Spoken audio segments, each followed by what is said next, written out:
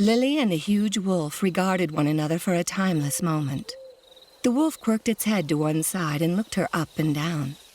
It was almost as if it was taken aback by the sight of her, poised for flight, wearing only a bright cloak that parted down the front to reveal her snug bustier and lacy pantalettes that lovingly hugged the curve of her hip and legs. Its red tongue panted at the sight of her luscious frame. Lily glared up at the wolf and edged back a step. Then 2. Then 3. Maybe she could make a run for it.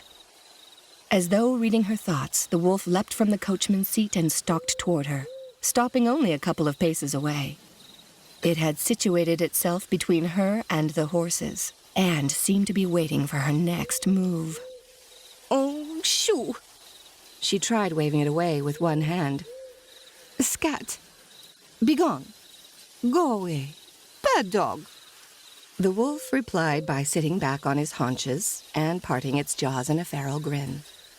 Had Lily not known such a thing to be beyond the realm of possibility, she would have sworn the animal was amused by her feeble attempts to drive it off and was in fact laughing at her. She tried to edge carefully around the black beast toward Lucifer. A deep warning growl rumbled from the wolf's throat.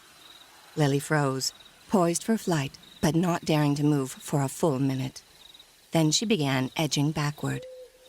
As she stepped off the narrow, rutted road, her slippers sank into the muck up to her ankles. But she never took her eyes off the impressive creature that impassively watched her retreat. When she was a few yards away, she turned and fled, dashing as fast as she could across the uneven ground. She ran on, without hearing any sound except for the pounding of her own heart and the flap-flap of her red cloak that billowed behind her. Suddenly, Lily found her way barred by a second, smaller wolf, this one white. A she-wolf who bristled with a malevolent aggression that was focused intently on Lily. Lily halted in her tracks, breathing hard from the sense she was somehow the sole center of the wolf's hatred. But how could that be? She had done nothing to this animal to warrant such fury. The white wolf advanced, snarling viciously. Lily cringed and waited for the attack she knew would come. The she-wolf sprang. Lily screamed. A blur of black fur hurtled into the clearing and threw itself onto the white wolf, broadsiding her in mid-leap. The two beasts crashed as one to the ground. The she-wolf felt the sting of the black wolf's teeth and bounded off through the dense trees with a yelp. "This cannot be happening." Lily was not aware she had gasped her thought aloud until the black wolf swung his great head in her direction.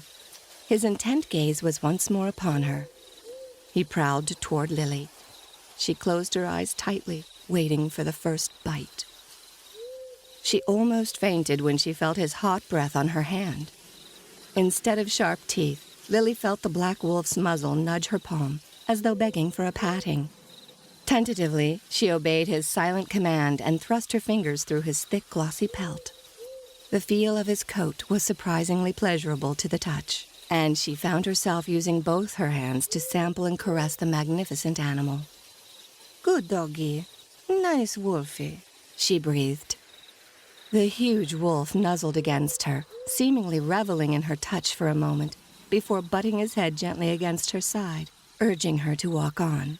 She made herself stumble forward, step by step, ever shadowed by her dark, silent companion. Thusly, for the next quarter hour, the wolf guided the woman at his side with gentle nudges, or with low growls if she endeavored to take a step off the invisible path he had chosen for them both. Almost as if he were herding a stray lamb back to the pen, Lily thought, dazed.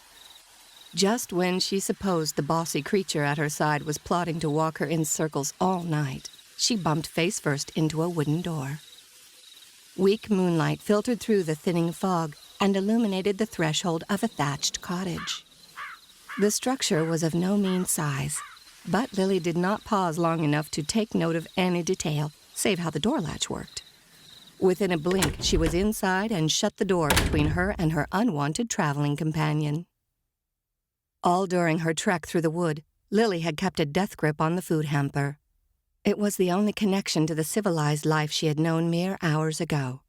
Now, as delayed reaction set in, she unsteadily opened the basket and uncorked the wine bottle for another bracing swig. Then 2 more gulps.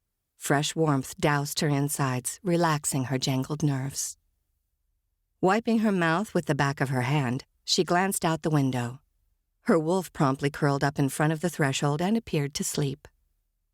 For want of anything else to do, Lily turned to survey her surroundings. The fireplace hearth glowed with dying embers from a cook fire that must have been lit early in the day.